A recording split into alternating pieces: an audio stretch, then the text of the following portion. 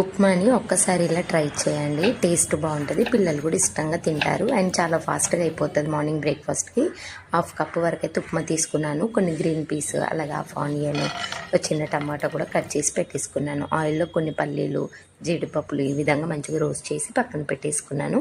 కొన్ని పోపు గింజలు, అలాగే చిన్న onion, tomato, green peas half cup వరకు ఇవి మంచిగా వేగిన తర్వాతకి హాఫ్ కప్పు వరకు అయితే సన్న ఉప్మా రవ్వ ఇది కూడా మంచిగా వేగిన తర్వాతకి మనము సన్న ఉప్మా రవ్వ ఎంత వేసుకుంటామో అదే సేమ్ అంతే క్వాంటిటీ తోటి ఇక్కడ రాగి ఫ్లోర్ కూడా వేసుకున్నాను. నార్మల్ ఉప్మా కన్నా ఇలా రాగి పిండితోటి ఉప్మా చేయండి, టేస్ట్ బాగుంటుంది అండ్ హెల్దీ కూడా కదా.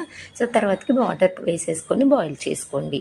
లాస్ట్లో మనం వేపుకున్న జీడిపప్పులు, పల్లీలు వేసుకోండి అంతే. ఇలా ప్లెయిన్గా కూడా తినేసేయచ్చు, బట్ కొంచెం పల్లీల చట్నీతో అయితే చాలా బాగుంటుంది టేస్ట్ అండ్ హెల్దీ కూడా. పిల్లలు కూడా ఇష్టంగా తింటారు. ఒక్కసారి మీరు ఇలా ట్రై చేసి ఎలా ఉందని కామెంట్ చేయండి. ప్లీజ్ సబ్స్క్రైబ్ చేసుకోండి.